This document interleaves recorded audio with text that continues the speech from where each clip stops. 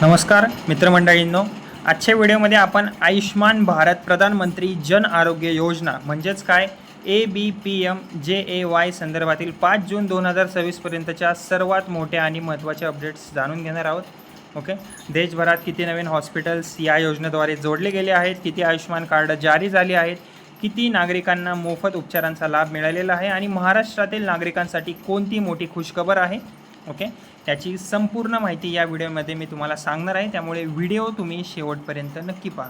आता जी सर्वात मोठी अपडेट आहे या योजनेबद्दल ती म्हणजे की आयुष्मान भारत योजनेअंतर्गत देशभरातील जोडलेल्या हॉस्पिटलची संख्या आता 36,229 वर पोहोचलेली आहे. यामध्ये 19,483 सरकारी रुग्णालय आणि 16,746 खाजगी रुग्णालयांचा समावेश आहे. ओके, आता याचा अर्थ काय की या आता लाभार्थ्यांना आता अधिक ठिकाणी कॅशलेस उपचाराची सुविधा आता उपलब्ध होणार आहे.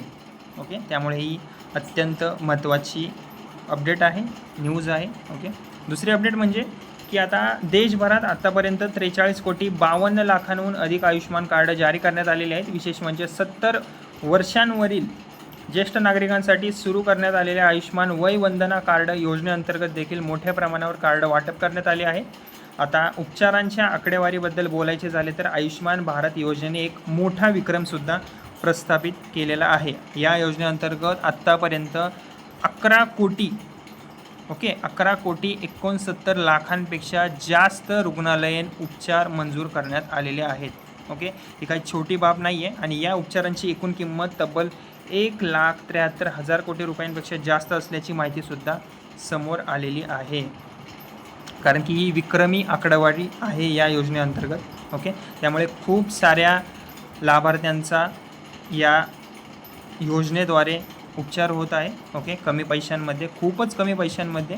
ओके, किंवा जवळजवळ फ्रीमध्येच. ओके, म्हणजेच की आता लाखो गरीब आणि गरजू कुटुंबांना मोठा आर्थिक दिलासासुद्धा मिळालेला आहे.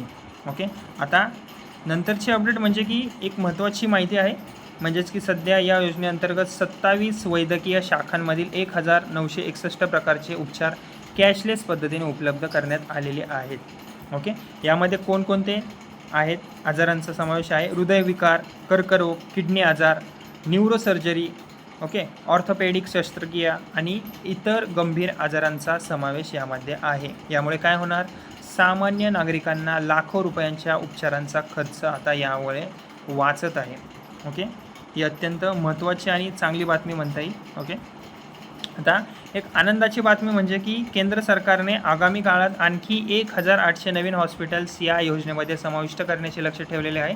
यामुळे ग्रामीण आणि दुर्गम भागातील नागरिकांचाही चांगले आरोग्य सुविधा मिळण्यास त्यांना मदत होणार आहे. महाराष्ट्रातील नागरिकांसाठी देखील एक मोठी अपडेट समोर आलेली आहे. ओके, कोणती की आता महात्मा फुले जन आरोग्य योजना आणि आयुष्मान भारत योजनेअंतर्गत उपलब्ध उपचारांची संख्या सुमारे आता 1,300 वरून 2,400 पर्यंत वाढवण्यात आलेली आहे. यामुळे आता अधिक बाजार आणि शस्त्रक्रियांना विमा संरक्षणसुद्धा मिळणार आहे.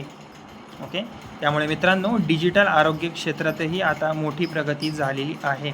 ओके, तसेच आता नंतरची अपडेट म्हणजे की देशभरात सुमारे 86 कोटींपेक्षा जास्त आभा हेल्थ ID तयार करण्यात आले आहेत. यामुळे 90 कोटींपेक्षा जास्त आरोग्य नोंदी डिजिटल पद्धतीने जोडण्यातसुद्धा आलेले आहेत. यामुळे रुग्णांचा वैद्यकीय इतिहास आणि उपचारांची माहिती अधिक सोप्या पद्धतीने उपलब्ध होणार आहे. ओके, तर मित्रांनो आजची सर्वात मोठी बातमी म्हणजे की आयुष्मान भारत योजनेअंतर्गत 36,000पेक्षा जास्त हॉस्पिटल्स, 43 कोटींपेक्षा जास्त आयुष्मान कार्ड्स आणि 11 कोटींपेक्षा जास्त कॅशलेस उपचारांचा ऐतिहासिक टप्पा पूर्ण झालेला आहे. तुमच्याकडे आयुष्मान कार्ड आहे का आणि तुम्ही या योजनेचा लाभ घेतला आहे का? कमेंटमध्ये मला तुम्ही नक्की सांगा, लिहा. ओके, आणि व्हिडिओ आवडला असेल तर व्हिडिओला लाईक करा, शेअर करा आणि अशाच सरकारी योजना व महत्त्वाच्या अपडेटसाठी माझ्या या बडी नावाच्या चॅनलला सबस्क्राईब करायला विसरू नका. धन्यवाद. जय हिंद.